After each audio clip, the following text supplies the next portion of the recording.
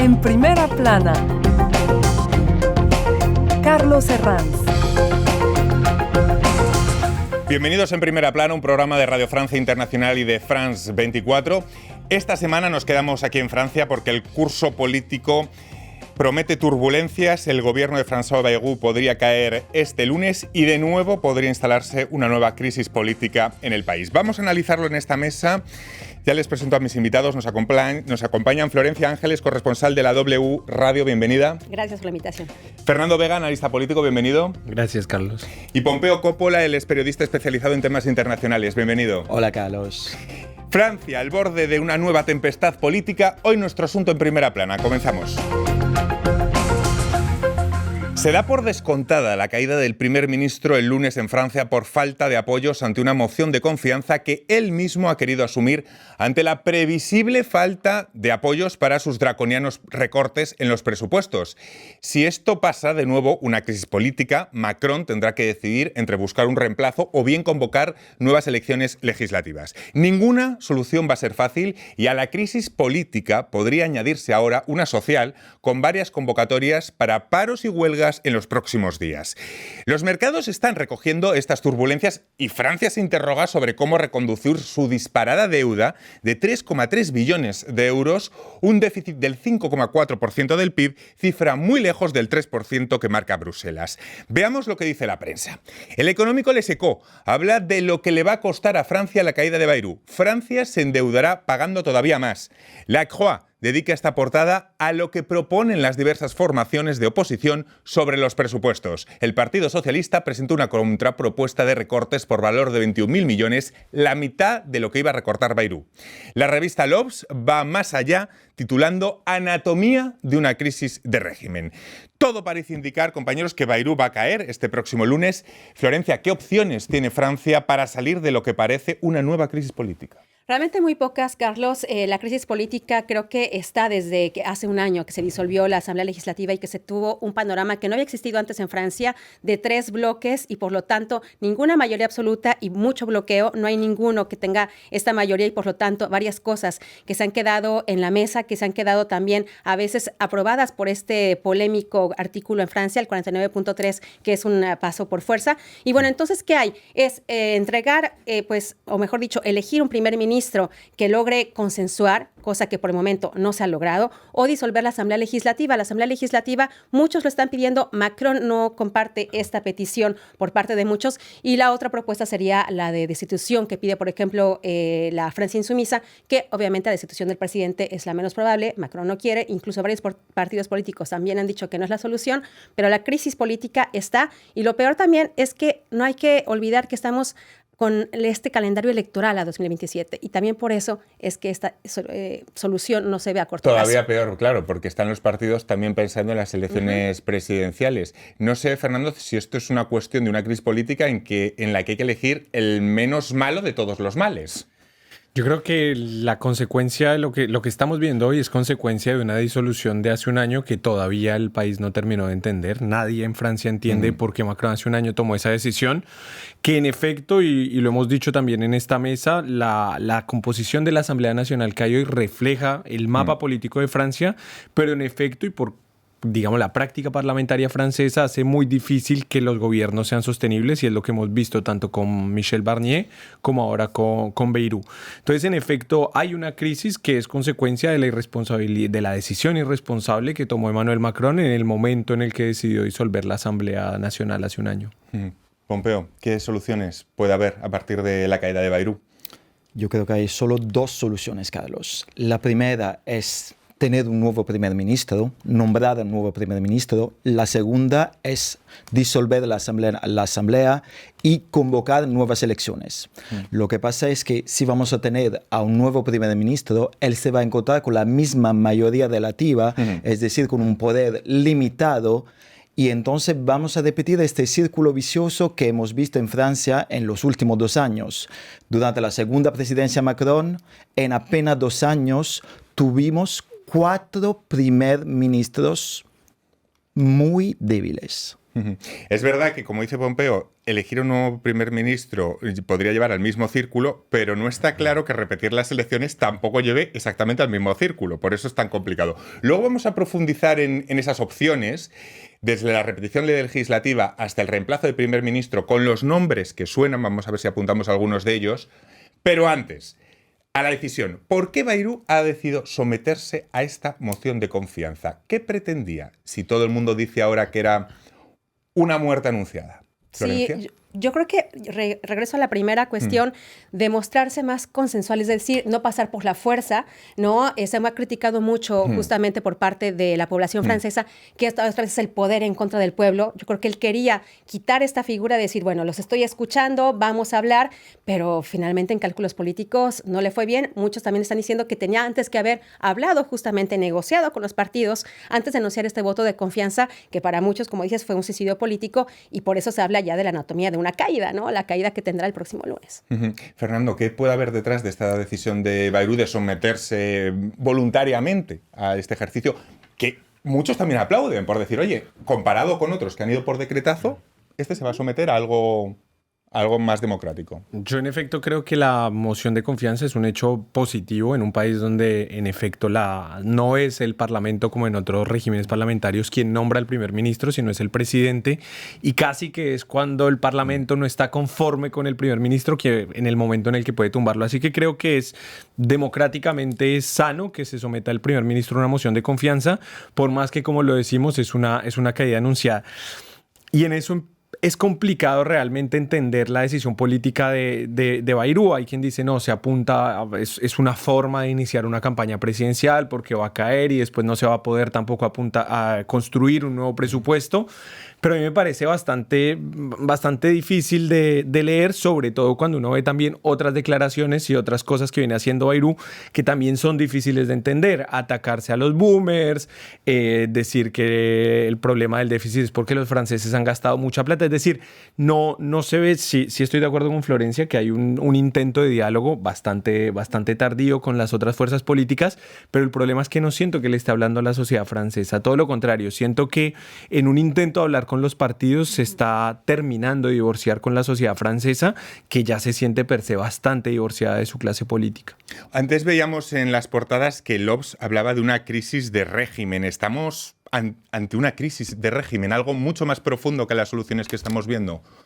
Pompeo. Seguro que hay un problema profundo, una crisis política profunda. Creo que Francia se encuentra en un momento muy delicado de su existencia.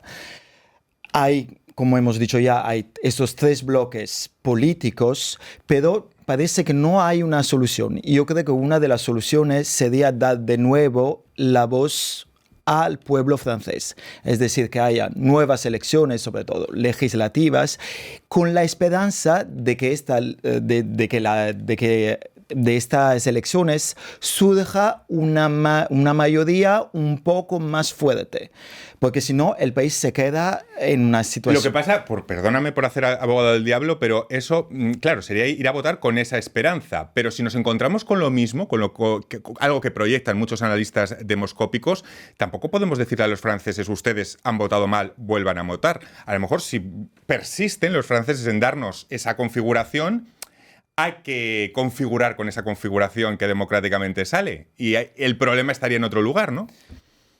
El problema es que se podrían crear coaliciones, o pacto, lo que le llamamos pactos temporales entre varios partidos políticos. Pero Francia tradicionalmente no tiene esta costumbre. Es decir, claro, no hay una cultura política que permita, digamos, uniones de varios partidos, lo que hemos visto en otros lugares como en Alemania, en Bruselas, en España, incluso en Italia. Y entonces es una falta de cultura política. Los franceses están acostumbrados a tener una mayoría clara en la Asamblea. Claro. Y no sé si están listos para tener una coalición más amplia, más grande. Claro, por eso de ahí el problema que pedir que voten y que voten y que voten para que nos guste el resultado y haya una estabilidad parece una solución un poco también arriesgada, Claro, Florencia. es que también hay que darse cuenta que estamos hablando, claro, de la elección de un primer ministro, o designación, mejor dicho, de un primer ministro, pero también después viene el presupuesto. ¿Y qué tanto un partido o no va a querer negociar el presupuesto? Parece que cada quien llega con la propuesta que quiere que se acepte tal cual. Sí. No está dispuesta a negociar, a decir, a ver, tu propuesta no me conviene, la mía tampoco a ti, vamos a negociar tú y yo y hacemos una nueva. Eso es lo que parece que no está sucediendo y lo que después, cuando se designa un nuevo primer ministro, la siguiente pregunta es, ¿y qué va a pasar con el presupuesto? Tiene que estar ya para el 13 de octubre en la Asamblea Nacional y entonces tienen el tiempo contado y vamos a ver si en eso se ponen de acuerdo los partidos.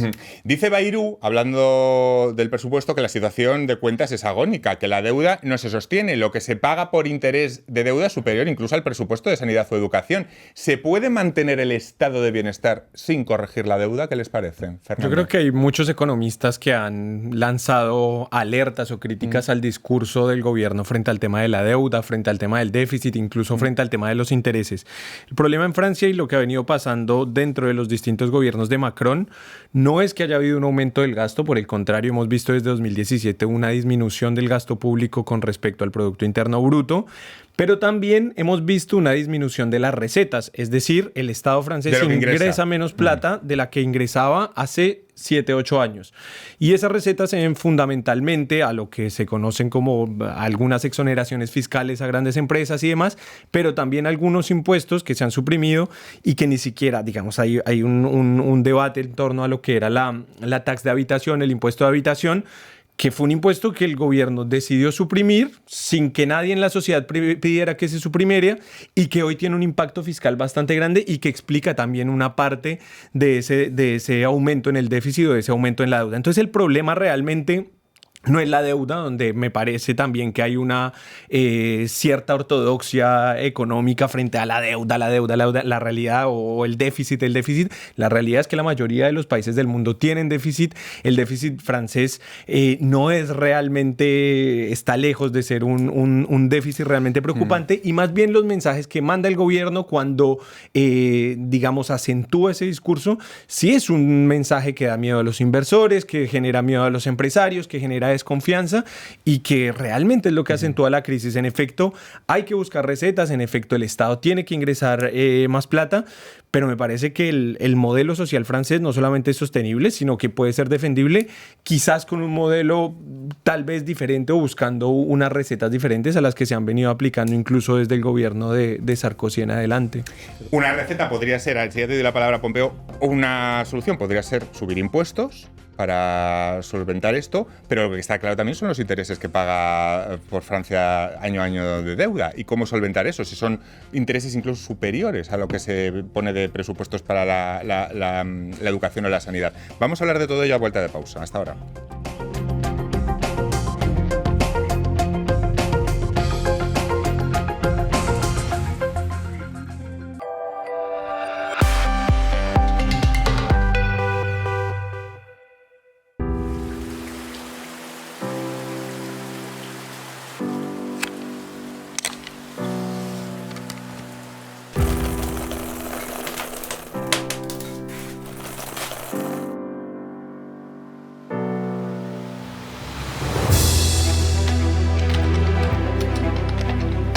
Creando una historia que salga desde el Il faut créer corazón une histoire qui sort du cœur y conectándome con la tristeza que pude et me esa connecter historia. avec la tristesse de la montagne.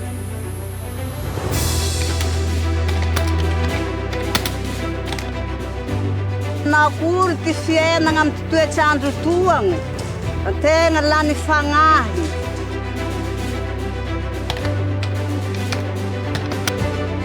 Tawari.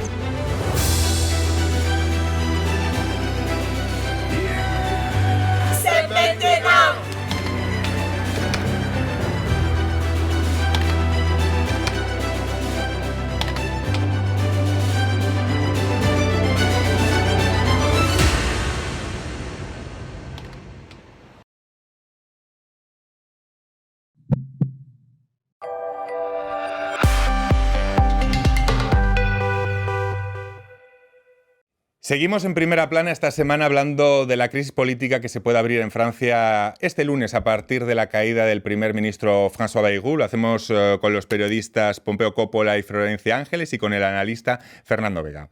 Bueno, antes de la pausa estábamos hablando del problema de la deuda en Francia, que es lo que hay detrás de esta moción de confianza ante unos presupuestos que se van a encontrar que van a tener unos recortes draconianos y que se van a encontrar reticencias en el Parlamento e incluso mociones de censura. Bayrou decide presentarse a una moción de confianza y es lo que le puede hacer caer el próximo lunes. Vamos al problema de fondo. ¿Hay un riesgo de enquistamiento del problema de la deuda en Francia, Pompeo?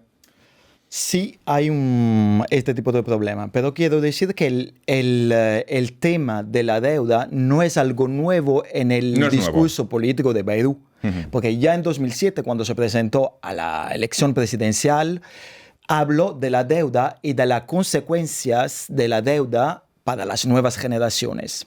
En 2012, siempre durante la campaña presidencial, habló de un plan de ahorro de 50.000 millones. Y hay que decir que en 2007 Francia tenía una deuda de 1,2 billones. Hoy en día esta deuda ha triplicado. Sí, 3,3.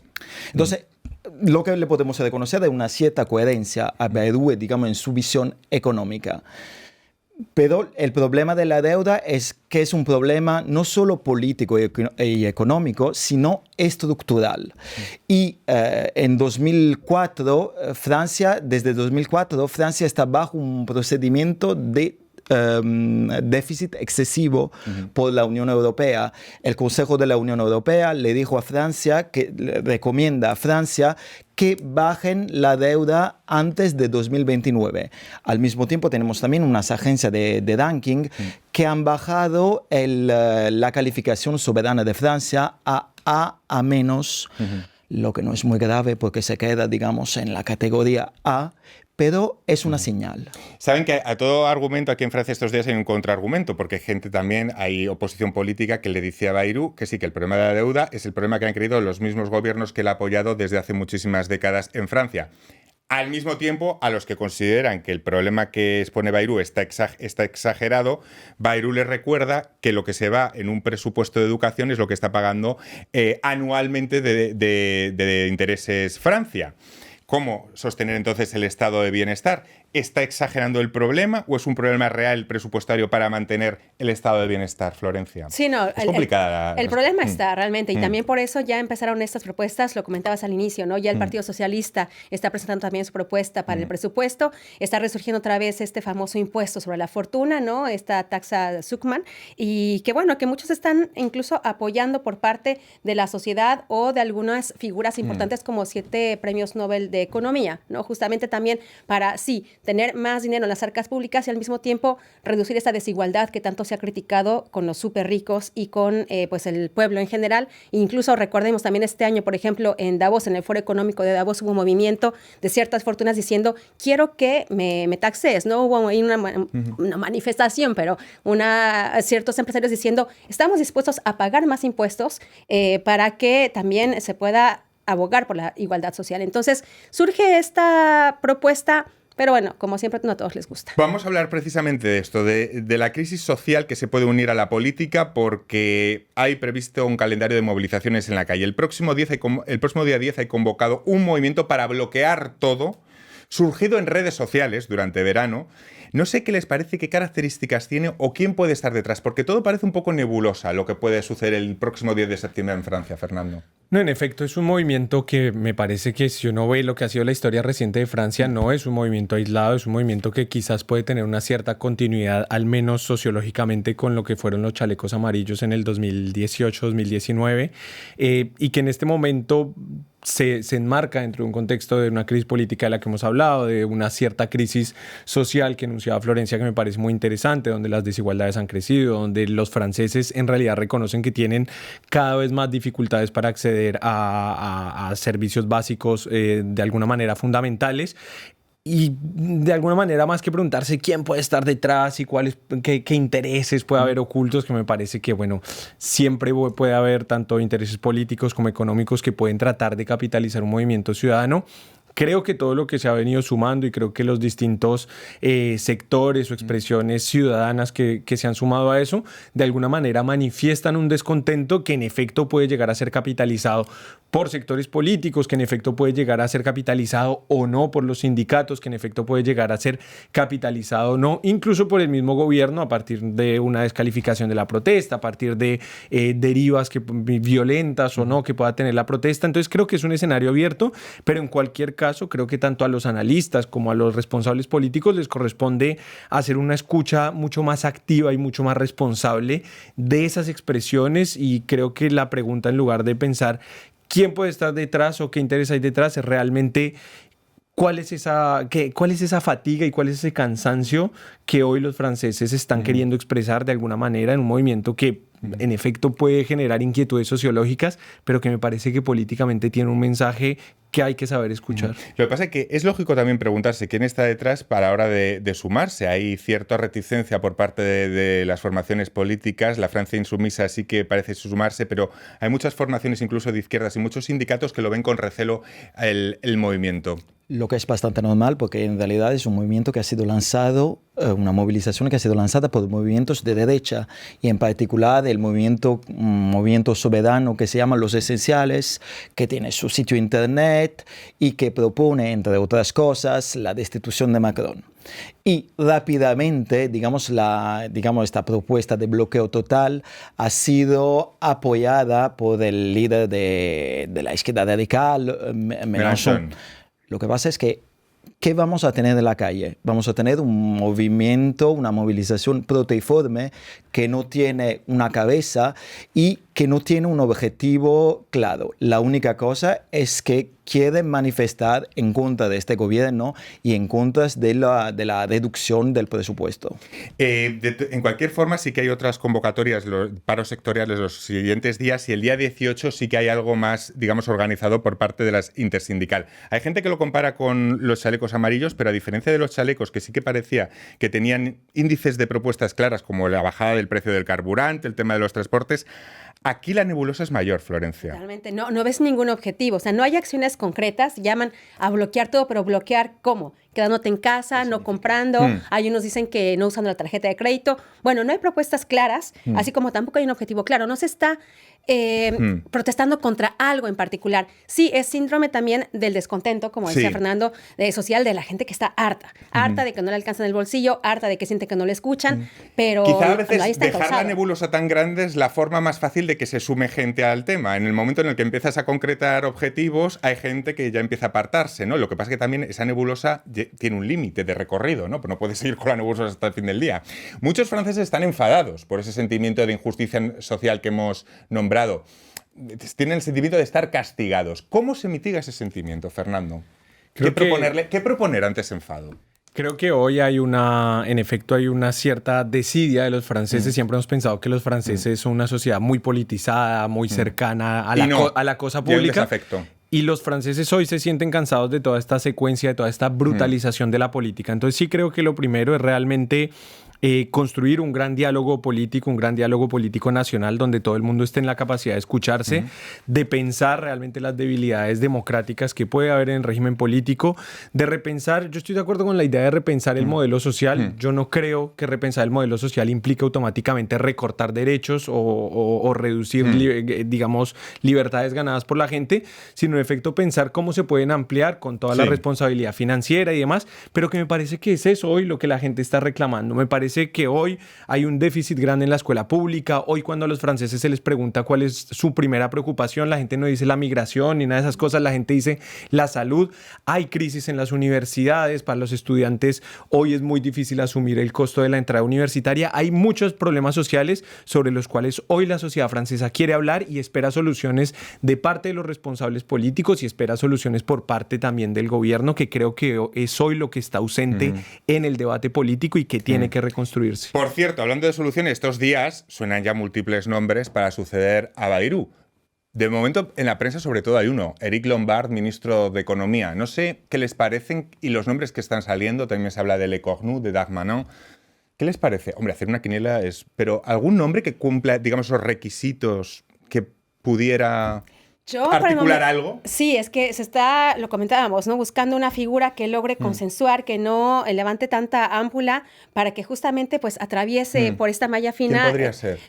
Yo creo que alguien, por ejemplo, de los tres que mencionas, Eric Lombard podría ser el que podría cumplir un poco más. Porque pero se entiende bien con porque los se entiende socialistas. exactamente, con los socialistas y no está todavía con un rechazo frontal de parte Pompeo. de la derecha. Pero Eric Lombard es una persona, digamos, una personalidad muy cercana del Partido Socialista. Y el mismo Emmanuel Macron dijo que el gobierno tiene que trabajar más con los socialistas. Pero Y estaría plebiscitada por Oliver Faure, el secretario general. Esa sería la clave, ¿no? sí, pero yo creo que va a ser, vamos a encontrarnos en la misma situación de que antes. Es decir, vamos a tener otro primer ministro, vamos a tomar tiempo para digamos, nombrar a otro primer ministro y este primer ministro va a tener de nuevo esta mayoría relativa, en plan, va a tener un gobierno débil. ¿Francia puede permitirse tener un gobierno débil con lo que está pasando en el mundo? Yo no creo. En caso de repetición de legislativas, la otra solución, según los sondeos, el reagrupamiento nacional de Le Pen llegaría al 32% en la primera vuelta. Y eso tras meses difíciles salpicados de escándalos y con la condena a Le Pen por el caso de la malversación de fondos europeos. ¿Por qué estos casos no han erosionado al RN? Fernando. Creo que es una tendencia política, no solamente en Francia, sino en el mundo. En efecto, las condenas incluso a estos líderes populistas fuertes no afecta realmente su electorado. El electorado de esos líderes en general percibe estos casos como una persecución de los regímenes, encuentran ciertas justificaciones y la retórica con la cual se suelen defender termina siendo bastante bien asumida dentro de su electorado. Lo que es cierto es que hoy Marine Le Pen, y eso no se puede negar ni relativizar, representa una gran parte del electorado francés que sea Marine Le Pen, o sea Bardella, o sea quien sea, busca cierta representación en esas ideas. Ahora, sí hay una disputa en ese campo político de quién puede realmente representar a ese sector de la sociedad. Si es Bruno Retailleau, si es Jordan Bardella, pero en efecto son ideas políticas que hoy están instaladas y la condena de Marine Le Pen me parece que es una condena que responde a ciertos criterios jurídicos, pero que no iba a tener un efecto político concreto porque, bueno, es propio de una democracia deliberativa que sea así. Bueno, el criterio jurídico de quedarse con el dinero del Parlamento Europeo. Por eso está condenada. Los partidos no sé si están respondiendo a este problema a corto plazo también con las interferencias de lo que son las presidenciales de 2027, que eso es otro problema, ¿no? El cortoplacismo. Y las municipales político. Y las municipales del año que viene, efectivamente. Muchísimas gracias, Florencia, Fernando, Pompeo. Ha sido un placer estar con vosotros y a todos ustedes. Nos vemos la semana que viene en Primera Plana. Gracias.